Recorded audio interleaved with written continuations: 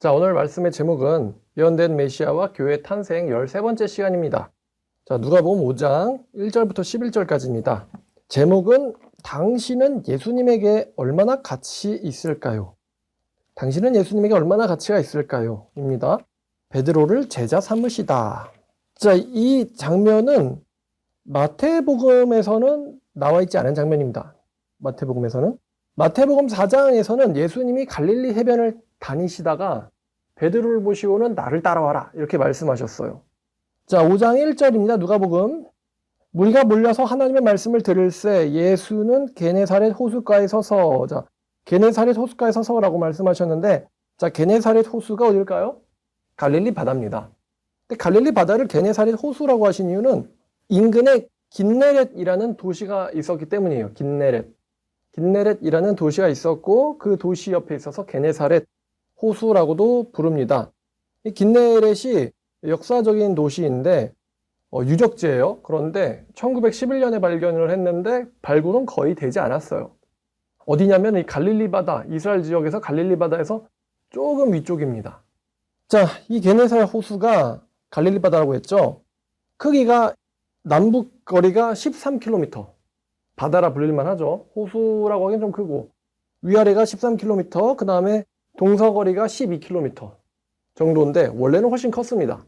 근데 요즘 좀 이렇게 물이 적어져가지고 작아졌어요. 자, 예수님이 처음에 사역을 시작하실 때 자신의 고향인 출신이 어디죠? 나자렛, 그죠? 나사렛 출신이잖아요. 그래서 나사렛에서 사역을 시작하셔가지고 나사렛에서 죽을 뻔하시다가 이제 가버나움으로 가셨단 말이에요. 가버나움이 어디냐면은 갈릴리 호수의 바로 위에 있는 도시입니다. 갈릴리 호수의 바로 위에 있어요. 갈릴리 호수의 바로 위에 있고 갈릴리 호수 쭉에 온 요단강 있고 아래에 이제 사해 있잖아요. 자, 그래서 이 갈릴리 바다 바로 여기 위에, 여기 가버나움이 베드로의 동네라고 말씀드렸죠. 베드로의 동네.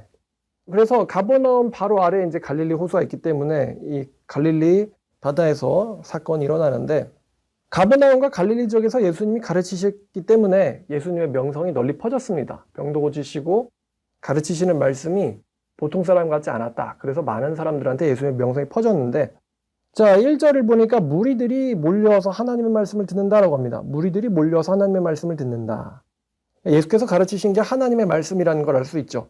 하나님의 말씀을 가르치셨고 예수께서는 게네사렛 호숫가에 서서, 자, 무리들이 몰렸다고 했잖아요. 이 무리들의 이 속성, 특성을 좀 생각을 해봐야겠는데요.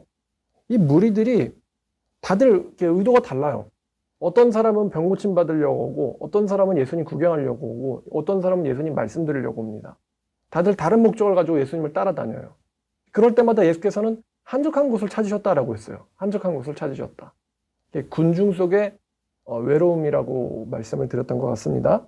자, 그래서 예수님을 만져보려고 했어요, 사람들이. 근데 예수님을 만져보려고 하는 무리들은요, 예수님에게 있어서는 별로 중요한 사람들이 아니었습니다. 예수님에게 있어서는 중요인물들이 아니었다.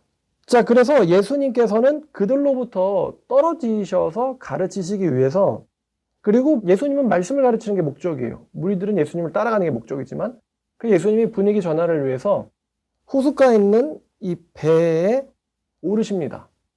시몬 베드로의 배에 오르시는데, 자, 호숫가에 서 있더니 어부들이 배에서 나와서 그물을 싣고 있대요. 예수님이 막 무리를 이끌고 오시는 건지, 물에게 떠밀려 오시는 건지, 아니면 예수님이 이동하는데 무리들이 따라오는 건지, 자, 어쨌든 배에서 내려서 그물을 싣고 있는 사람들이 보니까 저기에 예수님과 무리들이 막 오고 있는 거예요.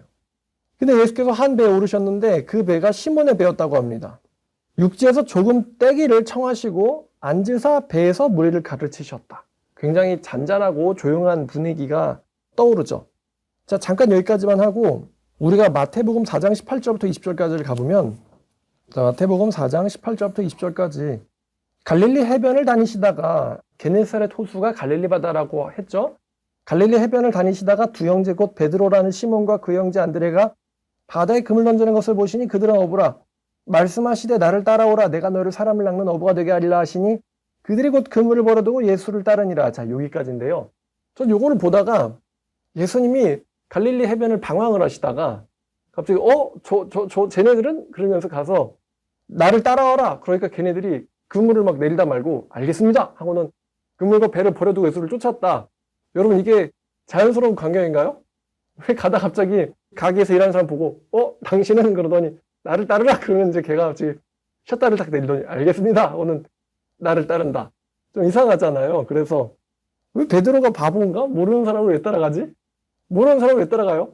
자, 이렇게 생각을 했었는데 이 베드로가 예수님을 따라가게 되는데 이 비하인드 스토리가 마태복음에 안 나오는데 누가복음에 나옵니다. 이 사람이 갑자기 예수님이 자기를 따라가고 하니까 무슨 최면 걸린 것 마냥 알겠습니다 이러면서 따라간 게 아니고요. 자, 그래서 시몬 베드로의 배에 앉으셔가지고 배에서 무리를 가르치시더니, 자, 그럼 질문해 볼게요. 자, 시몬 베드로가 어디에 있을까요?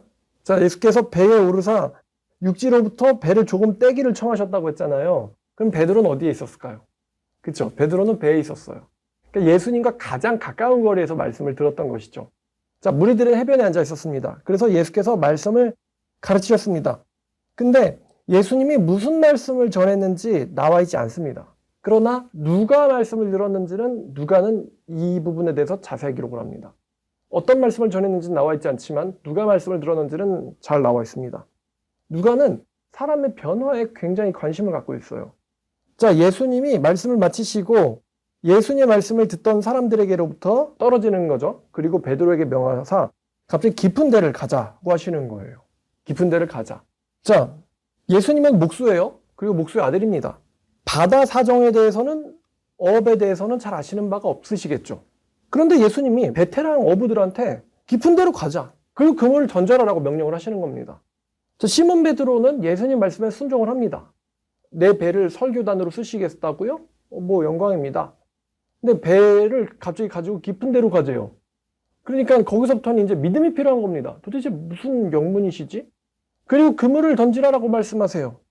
자, 아마도 베드로는 예수님에게는 특별한 뭔가가 있을 거라고 생각했던 것 같습니다. 그러니까 깊은 데로 가자는 말에도 순종을 하고 그물을 던져라 라는 말에도 순종을 하죠. 자, 시몬이 대답합니다. 선생님, 우리가 밤새도록 수고했을 때 잡은 것이 없지만은 말씀에 의지하여 내가 그물을 내리리이다. 선생님, 물고기는 밤에 잘 잡힙니다. 근데 내가 당신에게 뭔가가 있다고 생각해서 당신의 말씀을 따라서 그물을 내리겠습니다. 그러니까 베드로는 예수님의 말씀을 들으면서 예수님 무슨 말씀을 전했는지 몰라요. 그러나 예수님 말씀을 들으면서 예수님에게는 뭔가 특별한 게 있다라고 느꼈던 것 같아요. 자, 그래서 깊은 데로 배를 몰고 가서 그물을 던집니다. 자, 이 사람들이 베테랑 어부라 그랬잖아요. 그러니까 이 시간대에 저희 가서 그물 던져봤자 낚을 게 없을 거다라고 생각을 했는데 예수님 믿고 가서 던져본 거예요. 자, 아마도 이 배에는 시몬뿐만 아니라 안드레라는 사람도 타고 있었을 겁니다. 근데 안드레는 등장하지 않아요. 누가가 안드레는 잘 등장 안 시키더라고요. 그렇게 하니 6절 고기를 잡은 것이 심이 많아 그물이 찢어지는지라 너무 무거워서 그물이 틀어지기 시작했어요. 자, 그래서 그물이 다 터져버리면은 이제 잡은 고기를 다 잃겠죠. 그래서 그 베드로의 배를 쫓아간 배가 있었는데 바로 요한과 야고보의 배입니다. 자, 그래서 근처에 있는 그들을 불러가지고 같이 올리자라고 다른 배를 청했어요. 자, 그래 7절 이에 다른 배에 있는 동무들에게 손짓하여 와서 도와달라 하니 그들이 와서 그물을 건졌는데 두 배에 물고기를 체험해 물고기 때문에 배가 잠기됐다라고 합니다. 그러니까 너무 많이 잡아가지고 한 배도 아니고 두 배에 나눠 실었는데도 배가 잠기기 시작했다. 얼마나 물고기가 많은지 물고기의 무게 때문에 두 배가 가라앉기 시작했답니다. 근처에 같이 있었던 야고보와 요한에게도 이 시몬이 도움을 청했어요. 그런 거 보면은 이 베드로가 배를 깊은 데로 몰고 나갈 때 야고보도 요한도 같이 가자라고 이렇게 서로 이야기가 된 것 같습니다. 같이 가자. 자, 그러니까 이제 베드로도 안드레도 야고보도 요한도 다 예수님의 말씀을 들었다는 것이죠. 자, 근데 물고기가 너무 많이 잡혀서 지금 어안이 벙벙한 거예요, 베드로가. 자신에게 무슨 일이 일어난 거지? 지금 어안이 벙벙해서 자기에게 일어난 일을 베드로는 전혀 기뻐하지 않았어요. 너무 충격적이었습니다. 너무 충격적이었고 감당할 수가 없었습니다. 이렇게까지 물고기를 잡은 것도 처음인데 이 물고기 때문에 배가 가라앉기 시작했다. 엄청난 광경에 베드로는 넋이 나가고 말았어요. 자, 시몬 베드로가 이를 보고 예수의 무릎 아래에 엎드려 이르되 주여 나를 떠나소서 나는 죄인이로소이다. 베드로가 무아지경 속에서 자신이 죄인이라는 사실을 고백하기 시작했습니다. 예수님한테. 베드로가 예수님한테 떠나달라라고 말을 했던 건요. 자, 성경 어디저기 보면은 동네 사람들이 예수님한테 떠나라는 이야기를 가끔 하는데요. 그거는 예수님이라는 사람을 데리고 있기가 부담스러워서거든요. 예수님 때문에 병자들이 낫고 또 문둥병자 고쳐지고 귀신 들린 사람이 나가니까 우리의 재산에 손해가 있을까 봐 우리 동네에서 떠나달라. 이런 식으로 유명인사이신 예수님을 쫓아버린 거죠. 그런 경우 있는데 베드로의 경우는 이거예요.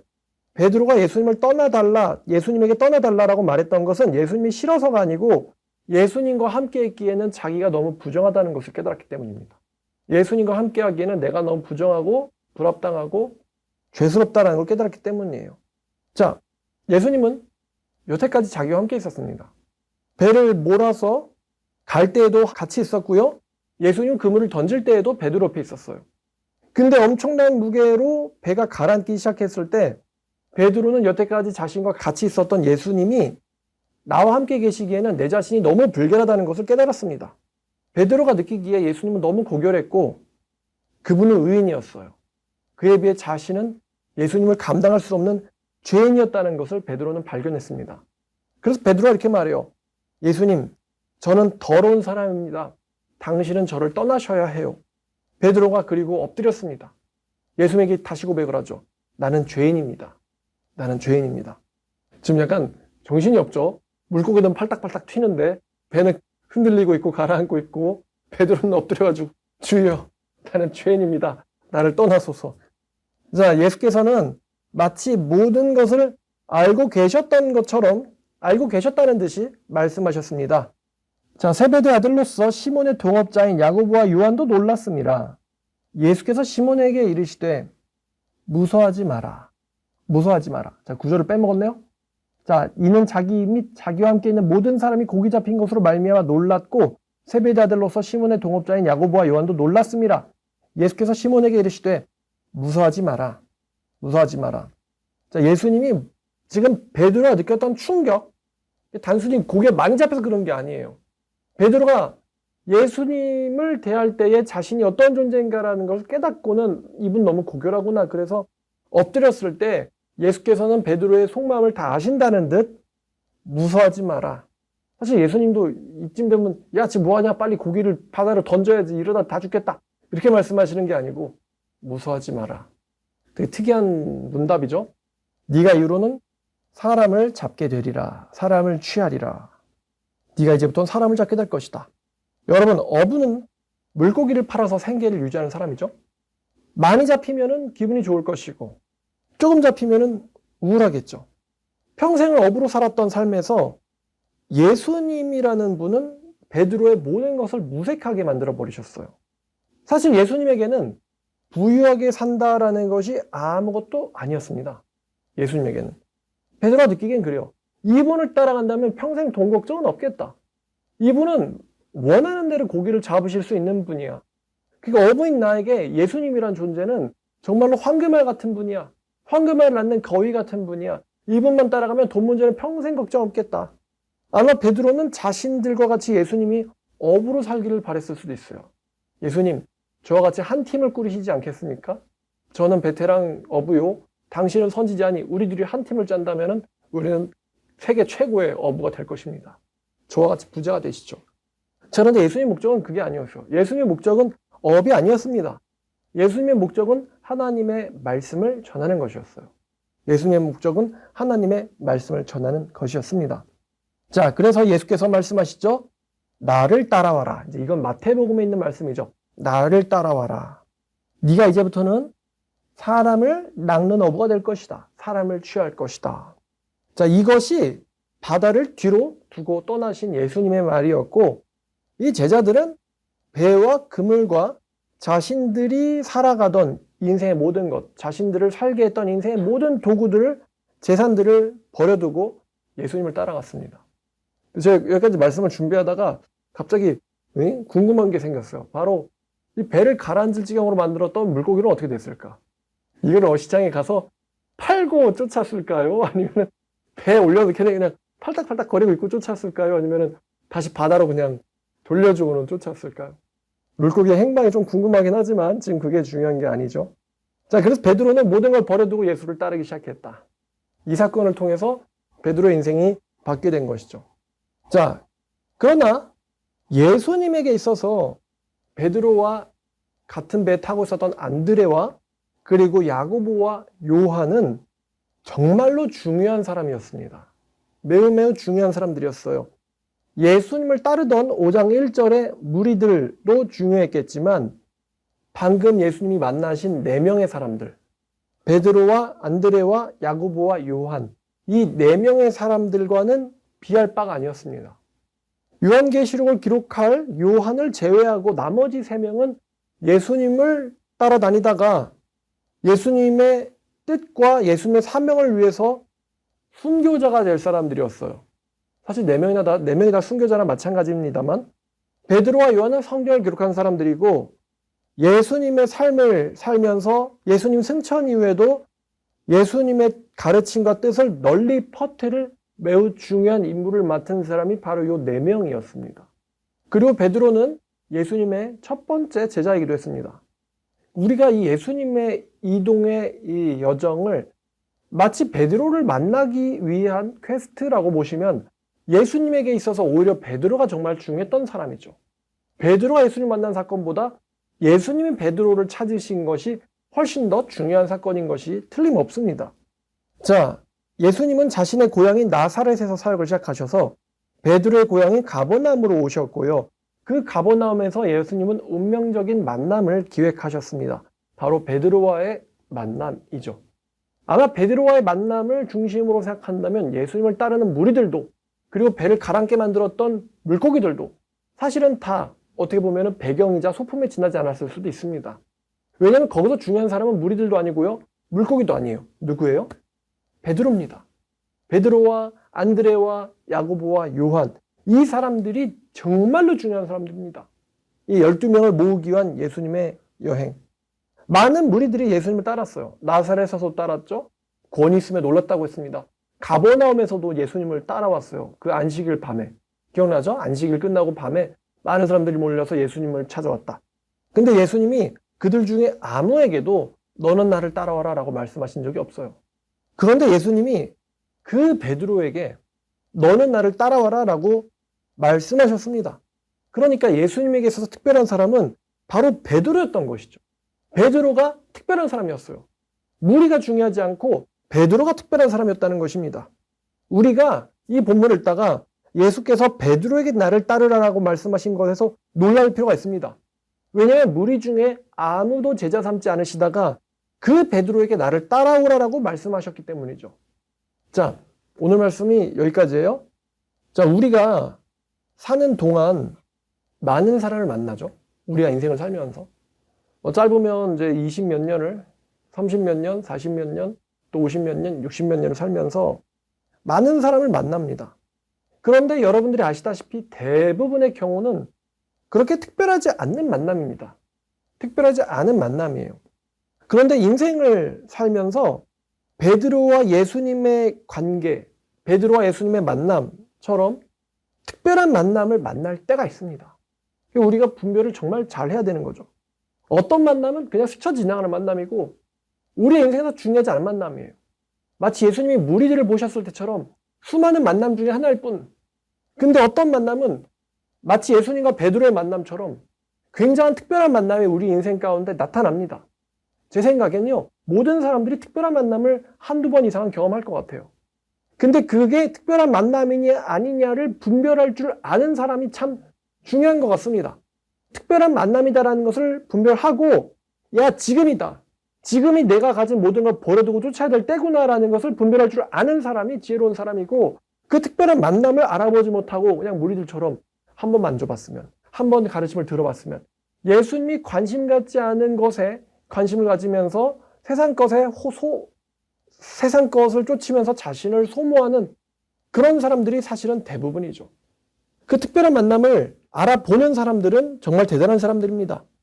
예수님에게 있어서 베드로가 매우 특별하고 베드로에게 있어서 예수님이 특별했던 것처럼 여러분들에게 특별한 사람이 여러분들의 인생에서 나타날 때가 있습니다. 예수님이 자신을 떠나라고 했을 때 다른 동네 사람들이 떠나라고 했을 땐 떠나셨지만 베드로가 떠나라고 했을 땐 떠나지 않았어요. 왜냐하면 예수님의 이번 여행의 목적은 베드로를 얻는 것이기 때문이죠. 근데 어떻게 자신을 떠나라고 하는 지금 무슨 일을 겪을지, 앞으로 무슨 일을 벌일지, 또 베드로가 무슨 일을 하게 될지를 알지 못하는 베드로가 나를 떠나소서라는 말에 예수님이 떠나시겠습니까? 자, 질문하겠습니다. 여러분에게 있어서 예수님은 특별한 사람인가요? 여러분이 예수님에게 있어서 특별한 사람이라면은 왜 여러분이 예수님에게 있어서 특별할 것이다 라고 생각하시나요? 다시 한번 말씀드릴게요. 예수님에게 있어서 무리들은 특별하지 않았어요. 예수님에게 있어서는 베드로가 특별했습니다. 여러분은 예수님에게 특별한 사람인가요? 여러분이 예수님에게 특별한 사람이라면 여러분들은 왜 특별한 사람일까요? 제가 설교를 준비하면서 이런 생각이 들었습니다. 아마 천국은 예수님에게 있어서 특별한 사람들만 가는 곳이 아닐까. 평범한 사람들이 아니라 특별한 사람들만 가는 곳이 아닐까. 우리가 한국 기독교를 생활을 하면서 예수님은 죄인을 사랑하셔, 또 나 같은 사람, 뭐 이런 거 좋아요. 근데 여러분 로마 세계에서, 로마 제국에서 사도 바울을 따라서 예수를 믿는 사람들이 얼마나 됐겠어요. 사도 바울을 따라서 예수님을 믿고 사도 바울을 따라서 예수님을 위해서 인생을 걸고 목숨을 거는 사람들이 얼마나 있었겠습니까? 몇 프로나 있었겠어요. 그들은 분명 로마 제국에서 굉장히 특별했던 사람들일 겁니다. 왜냐하면 예수님을 위해서 인생도 목숨도 걸 수 있는 사람들이었기 때문이죠. 그럼 오늘날 과연 내가 예수님에게 특별한 사람일까? 내가 예수님한테 필요한 사람일까? 나는 예수님에게 얼마나 가치가 있을까? 오늘 제목이죠. 당신은 예수님에게 얼마나 가치가 있을까요? 그것처럼 내가 예수님에게 과연 특별한 사람인가라는 것에 대해서 고민해 볼 필요가 있습니다. 누가는 모든 만남을 다 기록하진 않습니다. 누가는 모든 이적을 다 기록하진 않아요. 그러나 누가는 마태보다 베드로와 예수님의 만남을 굉장히 자세히 기록합니다. 어떤 심리적 변화가 베드로에게 일어나서 그가 모든 것을 버려두고 예수를 쫓았는가? 마태복음에선 그냥 나를 따르라는 말에 모든 걸 버려두고 쫓았다고 되어 있지만 누가복음에선 베드로가 왜 심경의 변화를 일으키게 됐는지를 아주 상세하게 이야기하기 시작했습니다. 베드로 엎드리면서 예수님 앞에 나는 죄인입니다. 나를 떠나소서라고 고백한 장면이나 아니면 모든 것을 버려두고 예수를 따르더라라는 베드로의 행동을 보고 왜 베드로가 예수님에게 특별한 사람이었을까에 대한 힌트를 얻을 수가 있습니다. 예수님 만나기 전까지 베드로는 아무것도 잡지 못했던 그물을 소중하게 씻고 있었던 사람이었어요. 그러나 예수님을 만나고 나서의 베드로는 모든 것을 버려두고 예수를 쫓았다 라고 성경은 말을 합니다. 자, 마지막 말씀입니다. 여러분, 천국에 가고 싶으시다면 예수님에게 특별한 사람이 되십시오. 예수님에게 특별한 사람이 되십시오. 어떻게 하면 나는 예수님에게 특별한 사람으로 여겨질 것인가? 한번 고민해 보십시오. 누가는 무리들에 대해서 기록하지 않습니다. 누가는 베드로에 대해서 기록합니다. 누가는 요한에 대해서 기록합니다. 누가는 야고보에 대해서 기록합니다. 여러분 예수님에게 특별한 사람이 되시길 원합니다. 예수님을 그냥 의미 없이 쫓지 마시고 여러분들의 모든 것을 버려두고 예수를 쫓을 사람인지 여러분들 자신의 가치를 예수님 앞에서 증명해 보시길 바랍니다. 자, 오늘 말씀 여기까지입니다. 여러분은 예수님에게 얼마나 가치가 있을까요? 베드로를 제자 삼으시다. 예수님이 찾아오셔서 여러분을 제자 삼으시는 기적이 있기를 주님의 이름으로 축원합니다. 기도하겠습니다. 하나님 감사합니다. 오늘 예수님과 베드로의 만남에 대해서 보았습니다. 베드로를 사랑하셔서 또 베드로를 알아보시고 베드로가 특별하기 때문에 일부러 가버나움까지 오셔서 게네사렛 호수에 가셔서 마치 몰랐다는 듯이 시몬 베드로의 배에 타시고 그의 앞에서 말씀을 가르치시며 깊은 곳에서 고기를 잡게 명령하시고 고기를 잡고 그 충격에 엎드려서 죄인이라고 고백하는 베드로에게 내가 너를 떠날랴? 나를 따르라. 네가 의로 사람을 잡는 어부가 될 것이다 라고 말씀하신 예수님. 또 승천하시면서 베드로에게 사명을 주시고 베드로를 통해서 하나님의 나라를 확장시키시는 아주 엄청난 일을 계획하신 예수님. 그러한 가치 있는 사람이 우리가 되기를 원합니다. 우리가 비록 현실에서 살면서 베드로처럼 그물을 깃는 등의 현실 속에 일을 하고 있지만 예수님께서 부르시면 언제든지 모든 것을 버려두고 쫓을 수 있는 예수님에게 특별한 인생을 살길 원합니다. 주님 저희를 사랑하셔서 오셨으니 주님을 보고 따라가는 저희 모두가 되게 하여 주시옵소서. 예수님을 따르면 모든 것이 해결됩니다. 예수님에게는 아무런 문제도 없습니다. 예수님만 쫓는 저희가 되게 하여 주시옵소서. 예수님의 이름으로 기도드렸습니다.